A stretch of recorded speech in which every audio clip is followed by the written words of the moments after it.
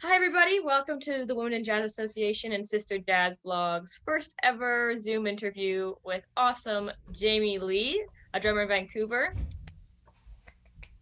So we'd like to start off, first of all, Jamie, for people who don't know Jamie Lee, she has been doing so much this year. She's on so many projects, Conundrum, Spindle, the Sister Jazz Orchestra, one more that is Porto. Like, you've just been doing all of the things, as well as it's been 1 year since you released your debut trio album, Introspective. Mm-hmm. So it's been a big year for you. So our first question is, 2020's been like it's from February 2020 to February 2021. It has been wild in the world in so many ways. And for you, I mean, despite the COVID regulations and the lack of opportunity for playing, you have been able to just blossom this year, despite the really, really hard environment. My question to you is, from the inside, what has this year been for you? Oh, I mean, like, it's been tough, right? Like, Yup. yeah, for everybody else, it definitely took a huge toll on me, like, both physically and emotionally. And with the release last year, I was hoping, going into 2020, I was like, oh, this is gonna be my year. We're gonna like tour all over the places. Like, we're gonna release a new album. We're gonna like work on so many different things, blah, blah, blah. And like, everything had to get scrapped. Yeah. And it actually felt like not even going back to zero, it actually felt like I went Negative down. five. Negative, yeah. And it was just like yeah, it was definitely tough. And internally it's yeah, it's been tough. Like I can't find any other words to describe like how I was feeling during the pandemic. But also I think because I kind of hit rock bottom, like I was like so high up here, and then all of a sudden, like, not by my own will, too, right? Like, it was just like, and like, it's Out of going your down. control. Mm-hmm. Yeah, totally out of my control. And but then I realized that I think that fact, that aspect of pandemic, like I just cannot control anything about this situation. So it kind of gave me this like humble state of mind as well. Like after, obviously after a while. Um, and then I realized that I need help. I need help, and I am going to ask for help for like to friends, to family, and also I actually started seeing a therapist as well, um, and that's been really, really, really helpful. Going to therapy and kind of like untangle all the you Yeah. know Yeah. No, I mean, yeah, I think if stuff. people weren't going to therapy before 2020, that was the year they started because Yeah, there was no options in avoidance, right? You were exactly. Yeah, feeling all these things, like you said, so many things outside of people's control, right? And this is the first time we've seen a pandemic in like 100 years, right? The, yeah. the last pandemic we really did see was like this. I think it was pardon me, the Spanish flu.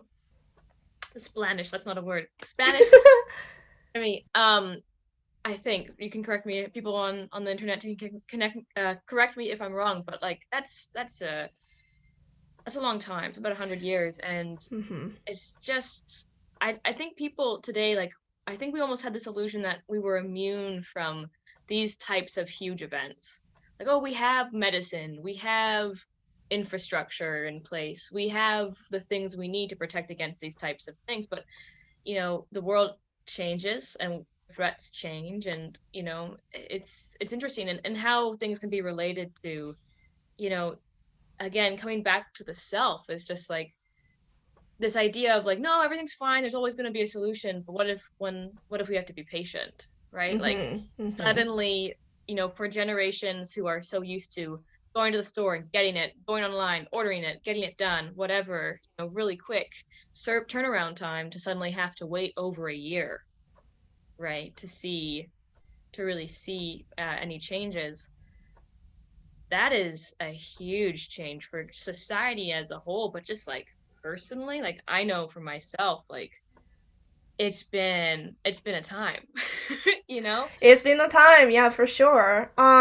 Yeah, definitely learned a lot about myself during this time too, because one of the things my therapist told me, aside like all the personal stuff that I need to untangle, she told me that we actually need to take time to grieve of our loss, whether it's a person, it's a job, it's, An like the opportunity. time to like go outside and like have fun with friends or something like that.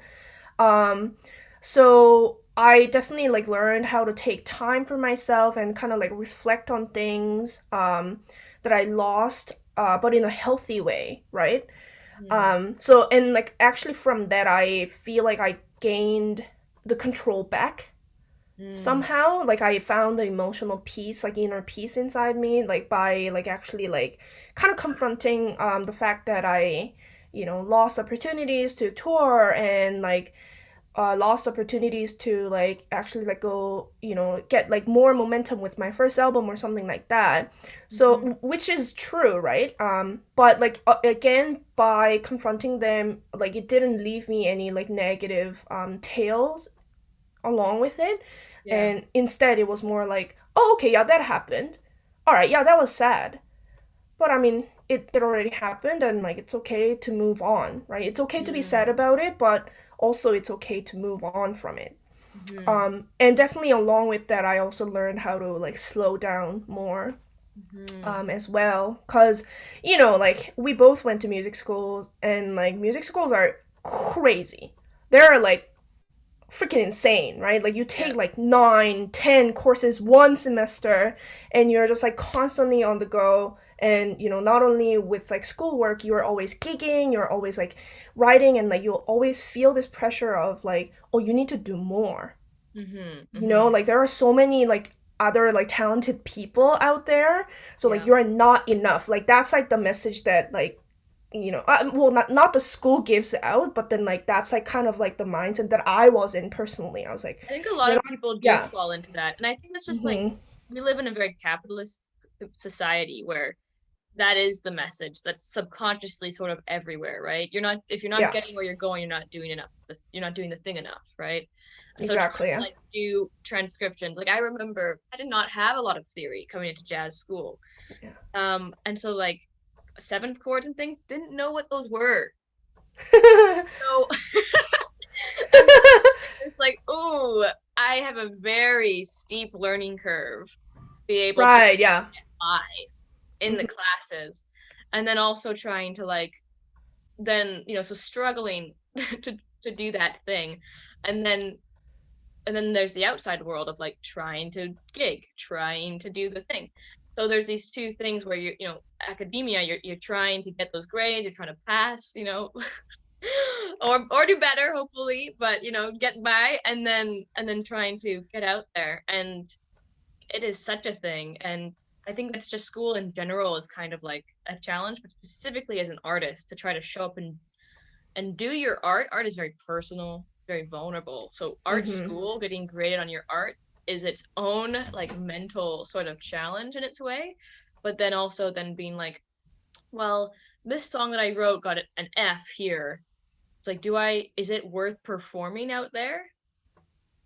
And so there's all of those questions that come into play too, right? So definitely like the hardworking, Yeah. trying, and then having to slow it all down. Exactly. Yeah. And so yeah, Hmm. wow, good year. But also just the fact that you even like people who are pursuing therapy actively, like you are doing awesome, and thank you for doing so because it helps society so much. Therapy is amazing. I'm just gonna put it out there, Yes. folks. Like therapy is amazing, and there's so many options for low cost counseling options. Like if you actually want, like I have a whole list that my doctor gave out, so I Nice. can actually like share it with anybody. And yeah, I mean I'm a poor musician. I can't afford to pay like $200 per session, and like I wanna like see a therapist like once a week or something. And Yeah. like there are yeah, options, and like there are ways to get help mentally. So I think it's really really important. Also, like one of the benefits. I'm sorry, I'm going like Oh, it's all over good. about It like is so good. gushing about like therapy. It's good. I think one of the benefits of talking to a therapist is that it's their job. Like that, it's like they're professional listeners. You know. Mm, And for totally. me personally, sometimes I feel like, oh, if I like share or like open up my feelings to my friend or my partner or something, like, oh, I feel like I'm like putting a huge load of like burden onto them. You know what I mean? And like Mm, that kind of like prevents me to from like sharing more. But then with a therapist, I actually can like whoop, and oh, it's this is their what job they're and here they for. actually enjoy it. This is Yeah. their passion to listen to people, help people out. And I'm like, whoa, okay, let's go. Yeah, no, I would completely agree. Like, and it could be for anything too. Like, and even if you don't think you really need to see a therapist, I would recommend just going to see, just go Oh and yeah. try it out. Like, there's just so much that can be done. Like, even even for things like, say you feel like you've gotten into a rut in work, you don't like where you are at. Sometimes talking to a therapist could be a really great way of like, oh, maybe I do want to try something new, or like really kind of like giving you new ideas of where to go next if you're feeling like stuck, like For sure. in anything, So if you haven't done it yet, you are behind the trend, try it. Try, okay? And it's more than a trend, of course, but like, I make a jest that like 2020 was the year that people tried therapy, but like, thank goodness, and do try it out if you have even the slightest curiosity about it, try. And as that, I just want to say one more thing too about it is, if you know finding the thing that works for you, the person that works for you, or the organization that works for you might take some time too, but that Yeah. doesn't mean that therapy isn't a good option for you. It just might mean that they are not the right therapist for you. So Mm-hmm. just keep that in mind. And again, there is like, let's drop the stigma, let's like go for it all in, because it can make such a big difference in your relationships and everything. And also, like, if you don't go to a therapist, sometimes you can end up hurting other people too. And I'm not trying to make that as like a guilty thing, or no, no, no, not at all, but just like, it's one of those things where even if you have a hard time owning up and going to a therapist for yourself, just think about, the ways in which, you having these insecurities might actually be causing, sort of these rifts in relationships with people that you actually really care about. So Mm-hmm. there's so many things that go on with therapy. Like, it's not just, if you think, oh, it's really selfish, it's not. It is something that's going to help you. It's going to help people around you. It is like a collective healing thing to do. So Yeah, exactly. don't feel like it's, anyways. Good thing. So therapy is good. Try it out. That is all Yeah. I say. So yeah, so to sum it up, going back to your question, there has been a lot of things going on. Yes. But yeah, I've been trying to, yeah, like adopt to the changes, whether Yeah. it was yeah, Well, and I think negative like, or positive. well, and that's a huge thing too. Like, man, like getting used to the Zoom world, getting used to like being online and performing through a computer has been interesting. Like, I've tried live streams, and like sometimes it's like yay, and sometimes like, oh, that didn't work. You cannot hear the Mm-hmm. bass on that, whatever it is. So it's been an interesting challenge. And I think musicians already, as a musician, you have to be your own PR, be your own booking agent, be your own, production or tour manager, like, all of these things already. And now you have to be a tech extraordinaire, live stream, whatever. Uh, Yep. so this is like another challenge, like for artists who have to wear all these hats, suddenly one more, and that can just take someone right over like the edge of frustration or whatever. And I just, for all the people out there who are like, is music for you? Yes, probably is. If you love it and you keep on coming back to it, it probably is. If you're feeling like it's impossible to do it right now, you're not alone. And that doesn't make you less of a musician or like Mm-hmm. less of an artist. So I just want to put that out there Mm-hmm. too for all the people who are like, I haven't done anything this year. It's okay. That doesn't mean that you're less or more of a musician. Just Yeah, put it. for sure. And honestly, I don't. it's totally fair to feel that way, like, oh, I haven't done anything this year, or like I never, like do anything productive for music or whatever. I genuinely think that's not true, because you probably would have like listened to a song, like, if not intentionally, maybe like from radio or like whatever, like kind of background, music going on, and then like you would listen to it, and like as a musician, like that's like being productive, right? And Totally. yeah, by like kind of thinking of like, oh, like I need to do this thing, I need to do that thing, that's also being productive. Like taking an action to that thought is definitely like tough. It's like the hardest thing ever. But then even if you don't take the action, that doesn't mean like you neglected your whole like career or like your whole like art, right? Because Mm. I think also like being a musician, like this is kind of a, like it's really exhausting because we're like 24/7 in it. You know what I mean? We Mm-hmm. can't, like, it's really really hard to take a break from it. So good for you if you feel like, oh, you like took a like a good break, like kind of staying away from it. But then also like, like with another perspective, you are like still in it, right? Mm-hmm. So you shouldn't beat yourself up by like saying like, oh, I haven't done anything. Mm. Like I never take actions on anything. Like that's not true. It totally is. And there's so many, oh, I just want to talk about this so much because I feel like so many artists are just constantly, beating themselves up because they feel that they're not doing enough to do ABC. But there's Mhm. so many ways to contribute to your art form. And a big thing is like Mhm. art is life. And the most beautiful thing that you can do for art and for yourself is to bring your truths to your art. Exactly, yeah. And that can be so many different ways. Some people cannot help but create all the time, and that's the only way that they find like any balance in their life is to be creating all the time Mhm. you know and then there are some people who might take years of hiatus you know and it could be for a variety of different reasons. Like a great Sheila Jordan, who is called the jazz child, she loved bebop, she loved Charlie Parker. um and she released one album, and then we didn't hear like another album from her for like I think about 8 years or so, or like about a decade. you Mhm. know that doesn't make her any less of a musician.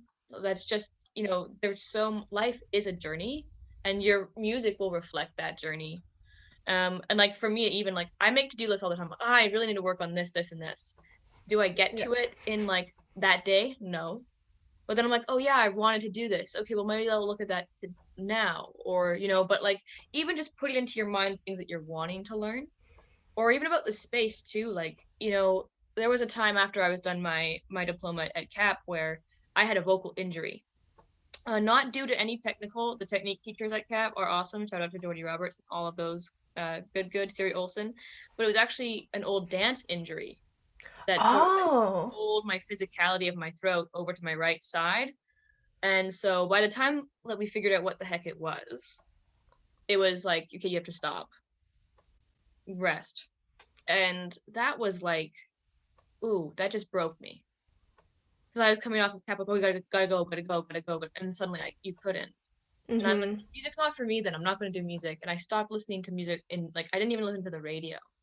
I did not do any like art thing. And I went and completely did a completely different thing for my career. Um, and then suddenly someone found me like, don't you used to sing? Oh, don't you sing like pretty good? I was like, I don't know. And they're like, why don't you come and do this like folk trio? I've never done folk in my life. But I was like, okay, I'll go and do an audition, and I did it, and I thought I did horrible, and I got the part. You know, Nice. and then suddenly we're getting back into jazz and stuff. But those years of not doing it did so many things though to my ear. And I often find if I take a break from something and I come back to it, like the ear is an interesting thing, because like yes, it takes time to train the ear, but the ear will also do things almost subconsciously or like outside of your control. Mhm. Right now I'll do lines and I'm like, what is that from? I'm like, oh, that's from like this particular tune that I used to love to listen to. Mhm. I picked up a lick, but it's finally showed itself out of 8 years. I used to listen to that thing 10 years ago all the time. Finally, I'm hearing it now in my vocab. So it's one of those things that's really interesting. Like you can't rush the ear, but the ear knows. Mhm. And so there's just Mhm. so many things that go on with that. Yeah, Like for sure. I just yeah, I think it's really important to talk about that too as artists is like, creation can look so different to so many different people and there's no one right way to be a good musician. Mhm. Yeah, for sure. I mean, like yes, like be respectful of others, be respectful of yourself. That's a great way. Like, but that's like kind of like the number one rule. But from there, like what your practice looks like, what Mhm. your performance looks like, can be so different from someone else, and that's okay. I think Jacob Collier has a great quote. He says, "Your taste is your taste," and just own that. Yeah, And exactly. shout out Jacob Collier as well. But like, if you want to hear some really great sort of thinking on like music as well, just check out Jacob Collier because he has like awesome philosophy around it. Yeah, that guy's wow. Yeah. He's insane. Yeah, no, he's a crazy player, but when you talk to him, he's just such an old soul. Yeah. So Mhm. he's a great person to listen to. So getting back to Jason Lee, so it's been a year. You've been doing all these things, and you've also like first of all, so you've had all of this that's come out this year, all these projects, but then you've also, like you just said, you've been doing like internal work like crazy this year. You have just Mhm. been overcoming things, moving through things, navigating things. A lot of us have been, I'm sure, but like as an artist, coming into your new year, we know that something new is coming from you. From our last interview with you, we heard the next year there's going to be something, and you said maybe it's not going to be traditional jazz sounds. Can I get a little taste, a little something? Yeah, I Or mean, we're still workshopping the tune. Uh ooh, the writing part is like 80% done. I don't know if it's going to be like an album drop or a single drop or anything, but it's definitely like in the makings right now. mhm. Um Do you have the I instrumentation, or like can you give us like a yeah, little? it's going to be Jamie Lee Trio. Yeah. Okay, Mhm. okay. Mhm. But I might have some guest artists here and there. Uh-huh. Yeah. I think going back to um kind of like you mentioned, oh, now like I had to like learn how to sing this like crazy lick. I had to learn how to write. I had to learn how to like play this instrument and like do theory, do ear training, blah blah blah. And then now I have to take care of this tech stuff. Yeah. And like being like trying to be like a Swiss Army knife, kind of Yeah, almost, right? totally. So that actually happened to me as well. And starting from last year, I actually learned how to like compose on like Logic, Logic Oh, Pro good for X, you. and yeah, using like synth sounds, Yeah. and like explore with like all the crazy like electronic sounds and like plugins and everything. And I did like a film scoring as well, and I've been kind of building I my saw that on your portfolio. website. Oh, that's actually a rescoring. I actually did like a film score. Ooh. It's not released yet. Hopefully sometime soon this year. But yeah. Okay. Okay, I see So you. doing that kind of thing definitely like ignite like a different like perspective to Mm. look at music for me, right? Hmm. Um because I've always felt it's kind of like I still, I'm not, I have no idea what I'm going to talk about for this, but I'm still like trying to figure out where I can stand on the jazz world. Because have you actually seen Soul, the movie? I haven't yet. I don't Oh have my the god, book Jess, you yet. have I to. want to Seriously, so bad. you have to. It's so freaking good. So, I anyway, yeah, one of no, the go. I want to lines, so bad. If anyone, yeah. like Tia Fuller, I think is one of the sax, like the sax sound on it, and then you have like John Batiste as the piano. Like, oh man, players who Oh my god, it's so good.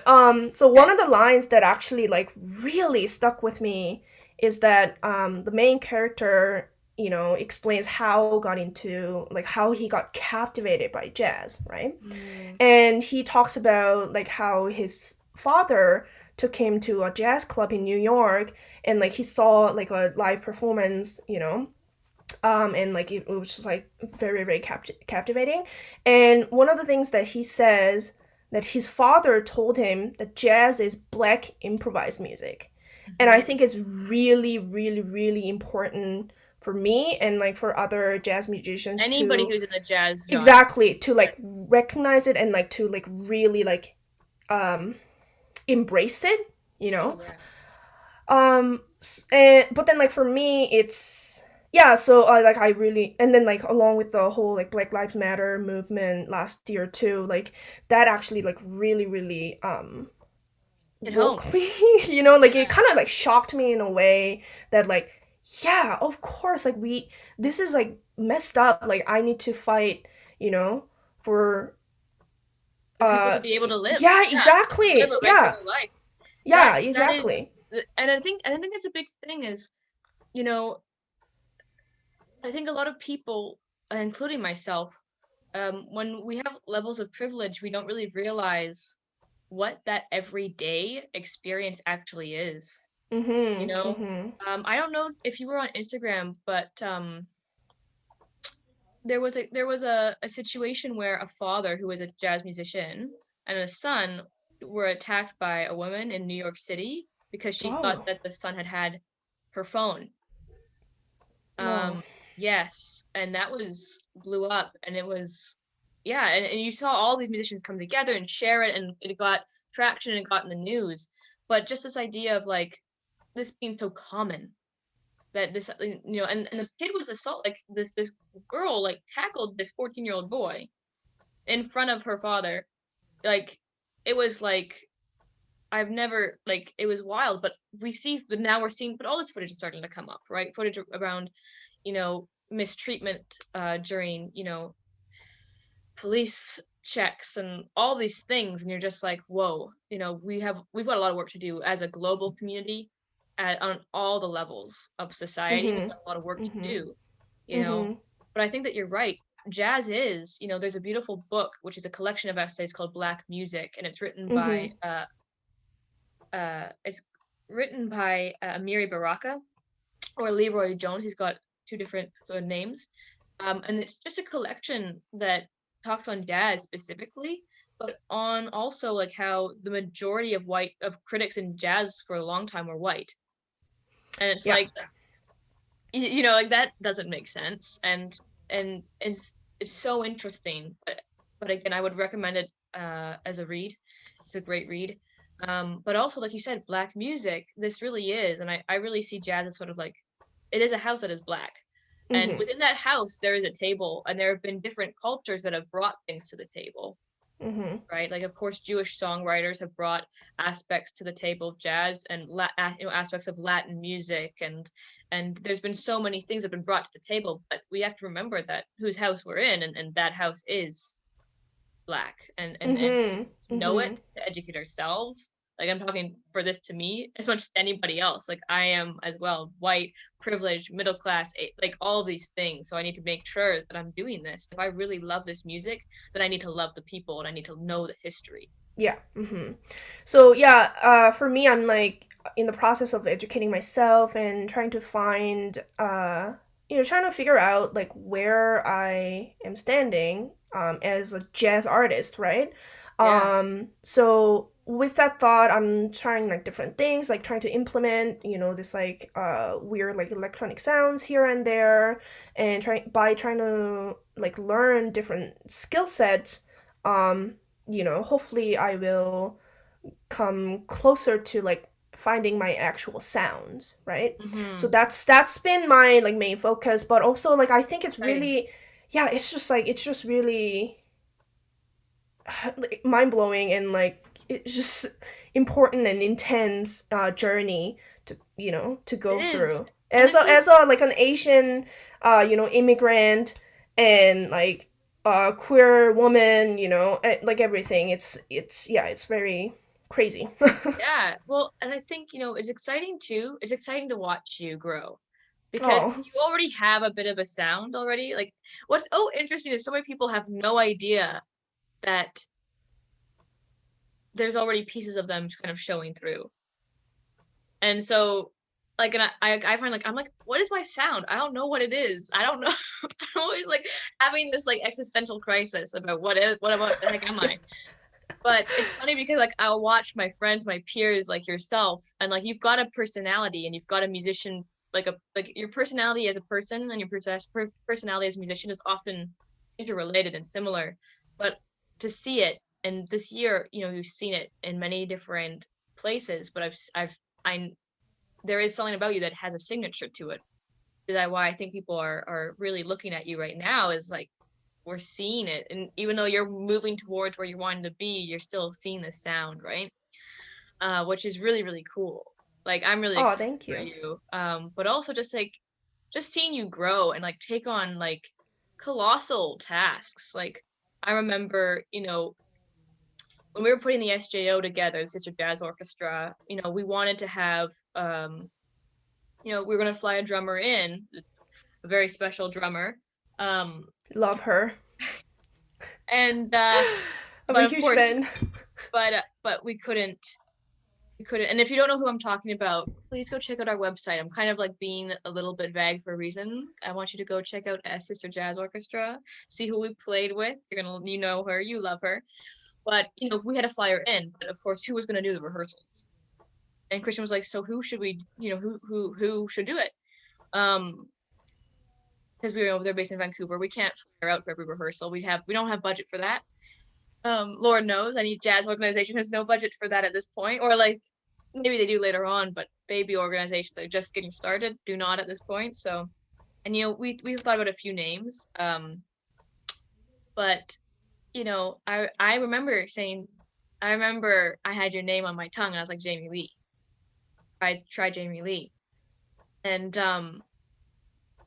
so to see you and like you just handled like it would be nerve-wracking. Like I can't imagine coming into a space. So people don't know who the Sister Jazz Orchestra. It is an orchestra of like top players from around Canada. We're talking like Jody Prosnick. We're talking like Ingrid Stitt. Like just big names, and we really killing players. And so for people to, for you, a young buck just coming up, you know, coming in and sitting in as a big band, you're part of the rhythm section. You're holding all of this, with Jody and I don't know who the player was at the time. Was it Sharon? Sharon Yeah, Minamoto? yeah. At Sharon Minamoto, like again, huge names. And you held it. You held it. And like I know Thanks. you were working hard. I know you were like sweating and stressing about it, but you were like holding it down in rehearsal. And I remember just being like, "Yep, yeah, that's Jamie." Thank So you. yeah, so shout out if you haven't seen Sister Jazz Orchestra, check her out. And yeah, you know, if you haven't checked out Jamie's website, you should. There's so much there to look at, to explore, to indulge in. There's a lot of fun. And so, we're gonna round out this interview. We've got to go. I know you're busy, but I just want to say, what can we expect coming into your Coastal Jazz Winter Concert? It will be filled with all original music, mostly my songs. So songs from the first album and the songs that will be in the second album. And our bass player Marcus Abramzik, he also brought in like some tunes, some really groovy tunes that actually really works well in Jamie Lee Trio color. So we're gonna showcase them as well. Yeah, we're gonna showcase like a lot of new tunes. Hopefully they, they I think they'll shine land. I think through. they'll But land, Jamie. yeah. I do. So a big shout out. First of all, big thank you to Jamie Lee for joining us today. She is honestly, just great person to hang out with. Great peer, great musician, super generous. Always feel free to reach out to her through her social platforms. We'll attach them to the blog as part of this for you to check out. But also her show, 12:30 p.m. this Saturday, live stream free. Oh, it's February 20th. February 20th. So Sorry, yeah. next Saturday. Yeah, Not this next Saturday. Saturday. next Saturday. You can practice this Saturday if you like, but it is next Saturday. And so February 20th, 12:30 p.m., like free, check it out if you're wanting to hear what's new on the Vancouver scene. And it's just gonna be a great day. There's like so many great musicians lined up for like awesome bouquet of choices to listen to. Just make a day of it. You know, Super Bowl Sunday, yeah, something like that. Coastal Jazz Saturday. Just spend all day, you know? Anywho, well, thank you so much, Jamie, for joining us. Can't wait to hear the whole new album thing coming out. Excited to see it. And yeah, thank you again for joining us. Yeah, thank you so much, Jess.